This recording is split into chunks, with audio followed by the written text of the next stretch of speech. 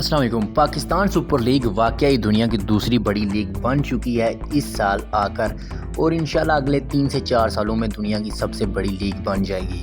ये बात मैं इस हवाले से कह रहा हूँ कि पैसे के हवाले से जो कहा जाता था आईपीएल और दूसरी लीग में बहुत पैसा दिया जाता है, जबकि पीएसएल बहुत पीछे है। इस वजह से कुछ प्लेयर्स बाहर के आते भी नहीं थे पाकिस्तान सुपर लीग खेलने, तो इस बार प्लेयर्स की सैलरीज बहुत इंक्रीज़ कर दी गई हैं। पहली बार पाकिस्तान सुपर लीग में ऑक्शन होने जा रहा है, और ऑक्शन में प्लाटीनियम कैटेगरी की जो बेस प्राइस होगी, जहां से वो प्राइस शुरू होगी और उसके आगे बोलियां लगेगी, तो प्लाटीनियम कैटेगरी की जो बोली है वो 4 करोड़ 20 लाख से शुरू होगी।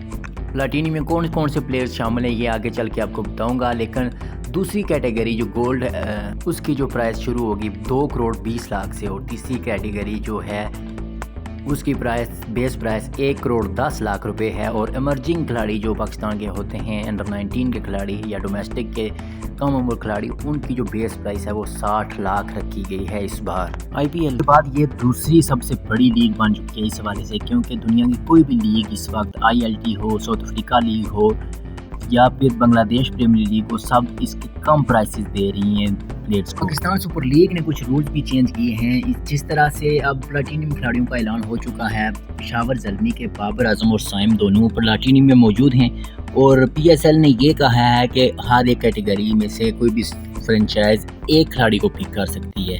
अब बाबर को अगर पिक करती है पेशावर ज़ल्मी, अपने रिटेन कर लेती है, तो साइम तो ऑक्शन में जाएगा।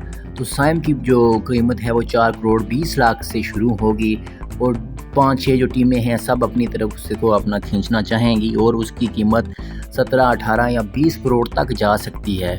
इसी तरह पेशावर के इमर्जिंग की बात कर लें तो अली रज़ा जो अंडर 19 वर्ल्ड कप में तबाही मचा रहा है, और माज सदाकत जिसने इमर्जिंग एशिया कप में बेहतरीन कारकर्दगी दिखाई थी, वो दोनों भी इस वक्त एक ही कैटेगरी में शामिल हैं। उन दो में से पेशावर एक ही को सिलेक्ट कर सकती है, और दूसरा ऑक्शन में जाएगा और उसकी बोली वहाँ पे लगाई जाएगी। कोयटा की बात की जाए तो कोयटा की टीम में मोहम्मद आमर, अबरार अहमद और फ़ाहिम अशरफ एक ही कैटेगरी में शामिल हैं, तो इन तीनों में से कोयटा एक सिलेक्ट कर सकता है, 2 ऑक्शन में जाएंगे। लाहौर कलंदर के शहंशाह अफरीदी, हारिस रऊफ और फ़खर जमान जो कि शुरू से ही लाहौर के लिए खेल रहे हैं, इस बार एक को लाहौर सेलेक्ट कर सकता है, जबकि 2 दूसरी टीम्स में जा सकते हैं ऑक्शन के ज़रिए। तो इसी तरह तमाम प्लेयर्स की ऐसे ही है कि जैसे आगा जी और शादाब खान इस्लामाबाद के लिए खेलते हैं, एक ही कैटेगरी में हैं, उनमें से एक सिलेक्ट होगा। यकीनन शादाब को ही करेंगे इस्लामाबाद वाले, और आगा इस बार ऑक्शन में जाएगा। तो बहुत से पाकिस्तान के प्लेयर्स और ओवरसीज़ प्लेयर जो हैं वो ऑक्शन के लिए जाएंगे, तो बड़ी बड़ी प्राइसेस यहाँ भी लगेंगी जैसे IPL में लगती थी।